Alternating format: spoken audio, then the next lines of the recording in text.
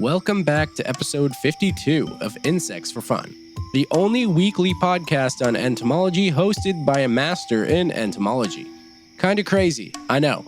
But then again, entomology isn't exactly a super popular topic, and many people in the field prefer to keep their heads glued on whatever topic of research they're currently involved with, as opposed to entertaining the masses. But lucky for you, I am an entertainer at heart, and the show is going to start now.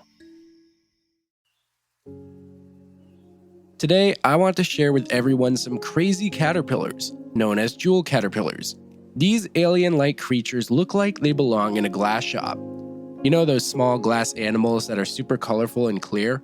The ones you can purchase in just about any glass store in a touristy area? Well, imagine those, but they're specifically caterpillars and they're alive.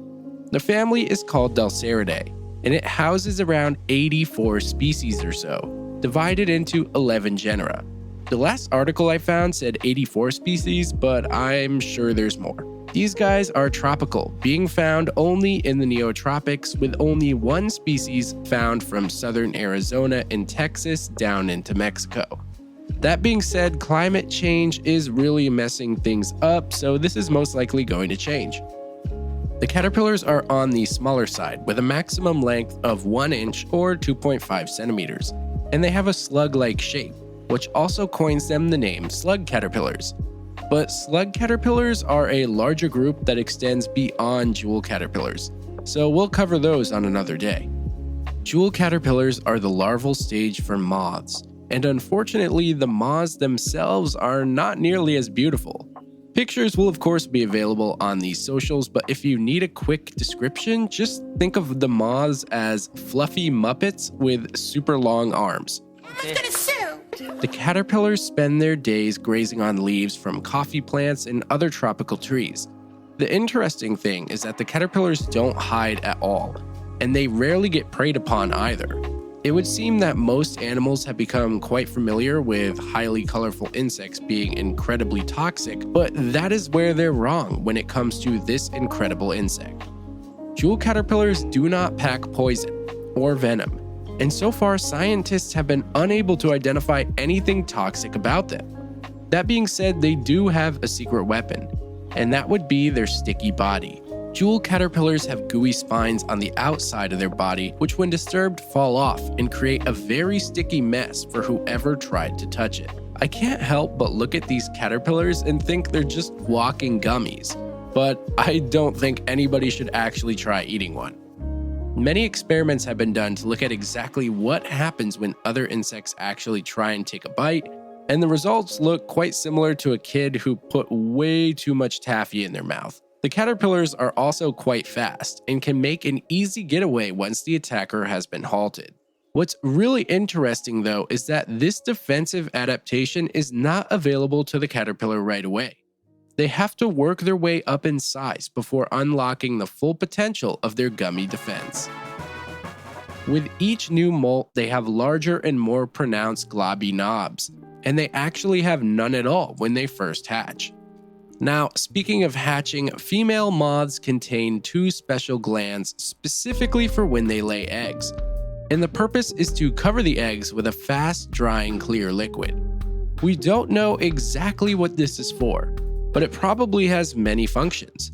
One is speculated to be keeping the eggs from drying out, while another is to protect them from ants or other small insects trying to eat or use them.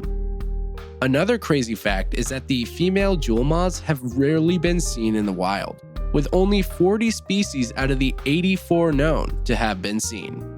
There may have been people who have seen species that have yet to be identified, but of course we cannot catalog those if we don't have them in a museum somewhere. So when it comes to keeping track of how many species are known to science, we usually look at museum collections because that contains all the necessary data, including where it was collected, who it was collected by, and the date. It's actually really helpful. And nowadays, people are digitizing all of this, making it extremely available to anybody doing research. When it comes to predators, these funny little guys don't have many, but they do have to be careful of parasitoids, which we mentioned in the previous episode on velvet ants. These caterpillars specifically fall prey to a parasitoid fly in the family Tachinidae. This family of flies lays their eggs in the bodies of caterpillars and other insects, and these larvae develop within the insects, inevitably killing the host.